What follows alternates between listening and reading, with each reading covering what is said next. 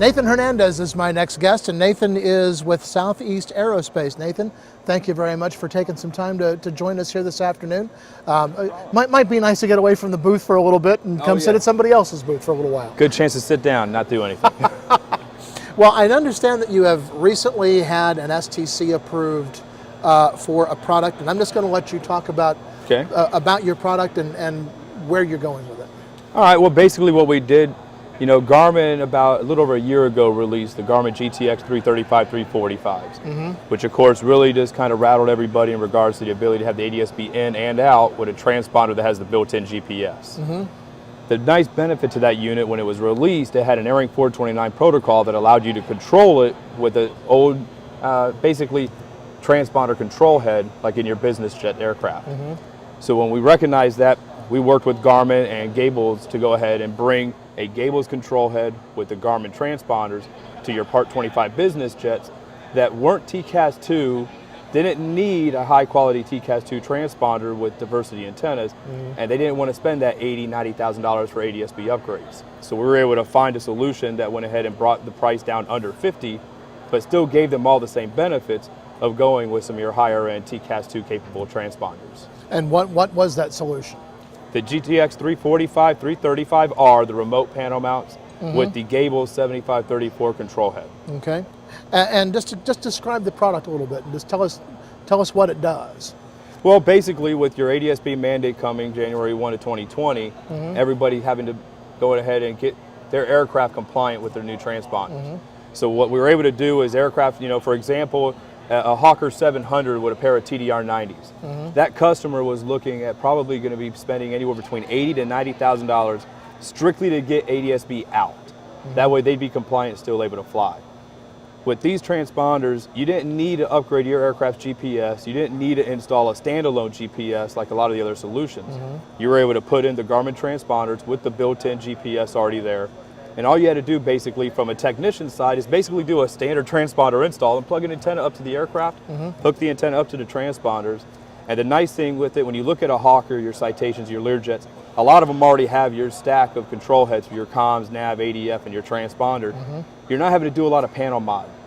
That Gables head goes right in the existing holes. You know, we actually fabricated an adapter so that the panels that have the CTO 92s, they can go ahead and fit that in there to adapt to this control head. And it minimizes the overall work. It reduces the overall structural repairs that have to be done to the aircraft. It makes you ADS-B compliant, but at the same time, the nice benefit with the GTX 345, it also gives you ADS-B in. So a lot of these pilots today, they're flying around with their iPads, they're flying around with, you know, using FreeFlight, Garmin Pilot app, all these other apps to get, you know, their charts and some of their data.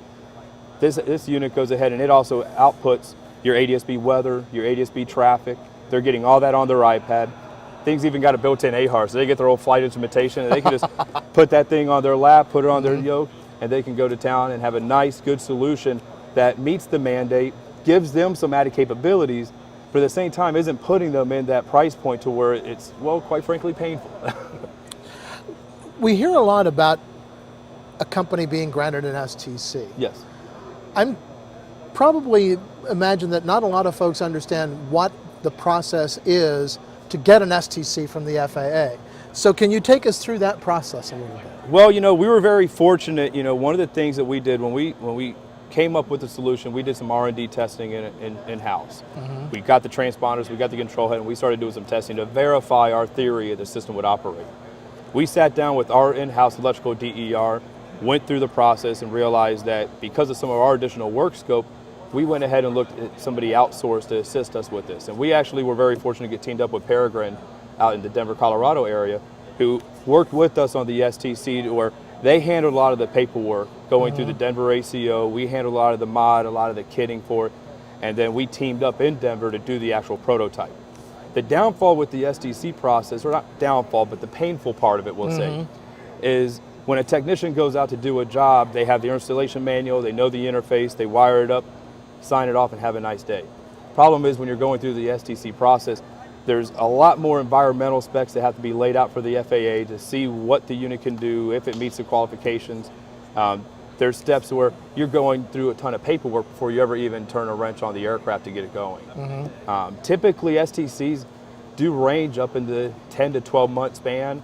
We were very fortunate working with Peregrine. We actually had the SEC start to finish in 7 months. The SEC was awarded to us from the FAA October 31st, Halloween last year.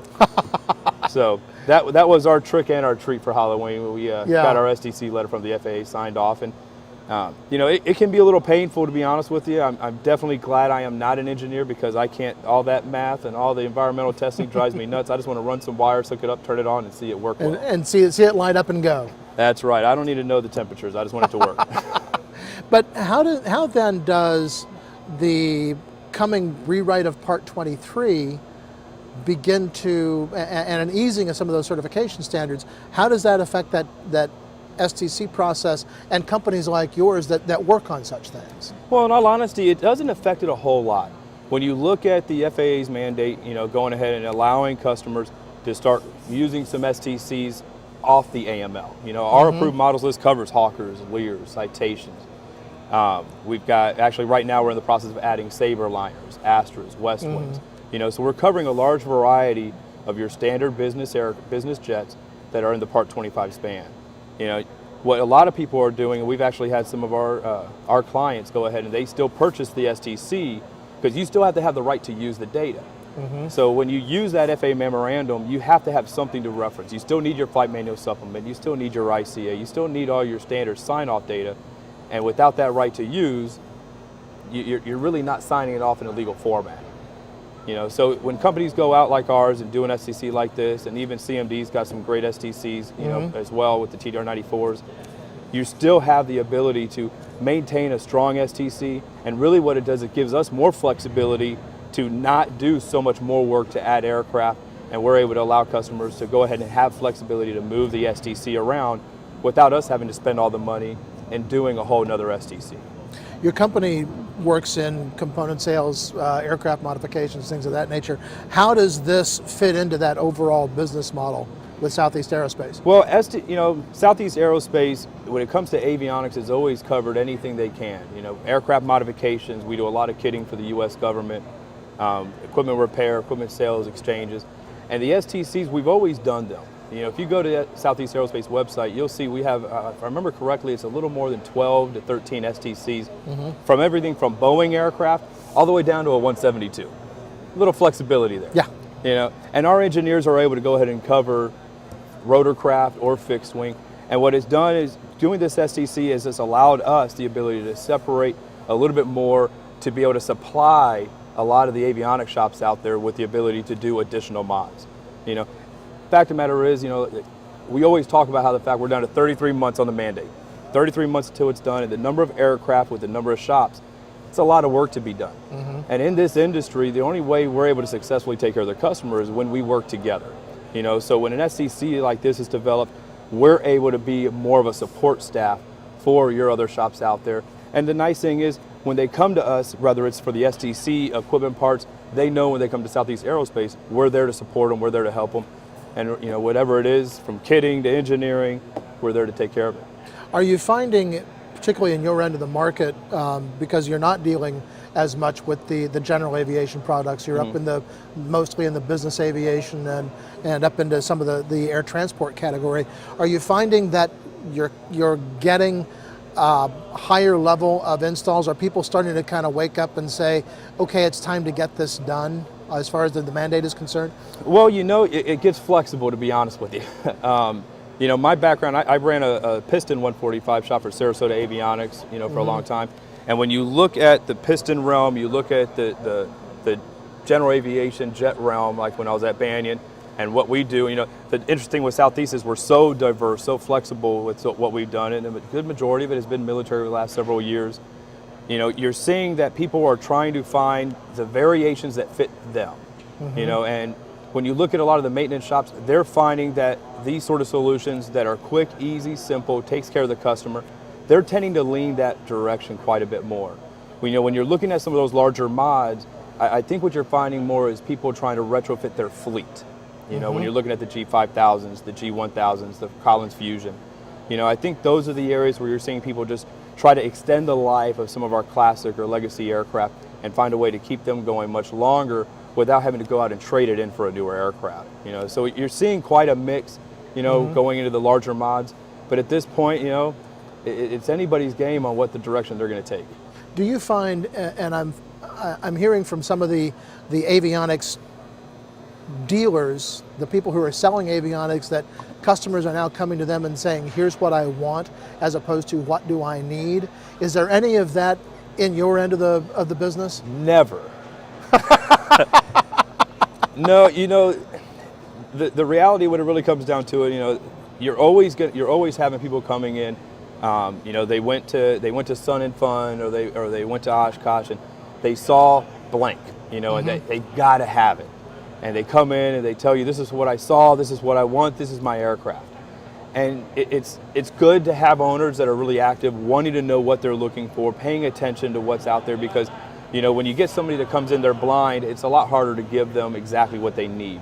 So when they come in there with an idea, it's a lot easier to help mold them and shift them to different directions to say, well, that's a good unit, these are the pros to it. However, with your aircraft, you'd probably be better off going here or there. So it does benefit when people come in with that, because you're able to guide them a little bit better, other than when they come in, I need ADS-B.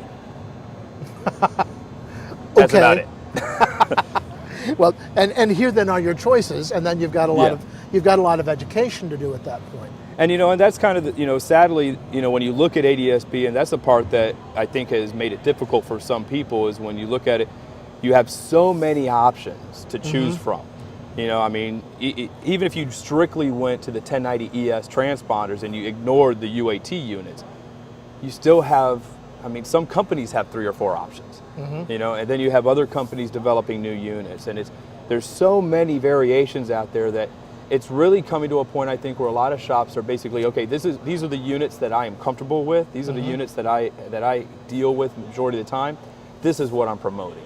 And I think that's what you see quite a bit, because there's a comfort level.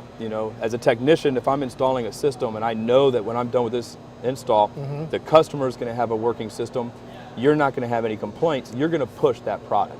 But like I said, there's so many people coming out of the woodworks with, there's got to be, 7 or 8 different manufacturers of an ADS-B transponder, and each of them probably have at least 2. So, and different features and so many different things, and a lot of times probably what the person saw last was the one that they want. Oh yeah. So tell us about, at Southeast Aerospace, you say that there are some that you prefer to work with more than others, or that you have a comfort level with. You might as well go ahead and you can tell us what those are if you would like to. Well, when you really look at it, we'll say the powerhouses of it, when it comes to business jets today, you're really looking at either TDR-94s from Rockwell Collins, or you're looking at the NXT 700 from ACSS and Honeywell. So when you see those 2 units, those are pretty much your dominant units in the business jet market. Both of them have extremely good reliability. Both of the companies are very reputable, and they make sure the systems are ready to go. The benefit from us is being able to go in with the Garmin units. Right now, companies like Elliott have done the GTX 3000, another fantastic unit for the Hawkers. We went ahead and did the 345, 335 strictly because of the fact, if you don't have TCAS 2, don't want TCAS 2, don't need TCAS 2, you can save a whole lot of money. So when you look at the business jet side of the house, those are really your predominant, those are your powerhouses, between Garmin, Rockwell Collins, and ACSS with Honeywell on the NXT 700. And on the, when you get into your Part 23, your lighter aircraft, obviously I'm a Garmin fan myself. I've probably done more Garmin installs than anything else. But Trig makes a fantastic transponder as well. When you look over at Avidyne, Honeywell, Becker recently announced their transponder that they're working with FreeFlight on, and that as well could end up being a really good unit once they finish their TCAS 2 certifications. So when somebody comes in the door, and let's talk about at the high end of the market, because that seems to be what you're dealing a lot with. Somebody comes into the door, says, "I need this." What's their airplane on the ground time to get an installation on an average, or is there an average? Well, if you look at it from a base standpoint, customer comes in, he's like, look, I just want to be compliant. I don't care about LPV. I don't care about any sort of WAS GPS. Just get me compliant and get me out the door. You can easily have a 5 to 7 day downtime. When you're sitting there looking at an aircraft, drop the headliner, get an antenna up there, as long as you have a DER that you work well with to get the structural work done, you can be in that 5 to 7 day downtime. Where the extended lead time start to come in is when a customer says, you know what, if I'm going to put the aircraft down, I'm going to add to capability. I'm going to go ahead and go to Universal and I'm going to get a nice UNS 1LW. I'm going to get the LPV, and I'm going to have a good operational FMS that is going to take me through the next 10 years.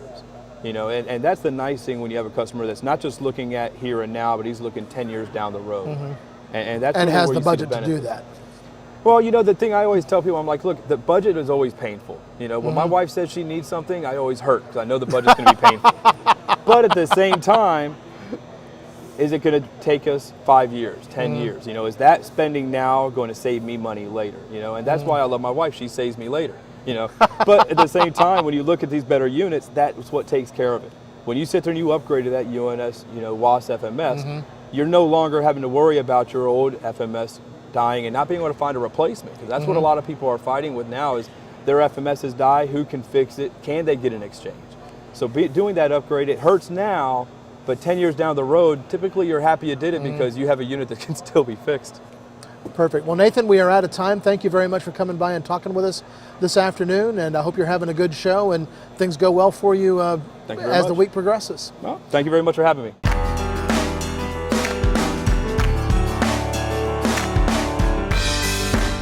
Aero-News Network's coverage of the 60th Annual AEA International Convention and Trade Show, live from New Orleans, is brought to you in part by the following sponsors.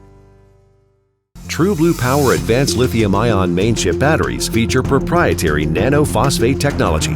They deliver 3 times the energy density and are more than 40% lighter than lead-acid or NiCad alternatives. RTCA tested, FAA certified, available to OEMs today. It's called AirText Plus. The mobile office is now a true, cost-effective win-win reality because being available and part of the communication chain keeps you in control. Visit us at www.airtext.aero for more information and get started staying in touch today.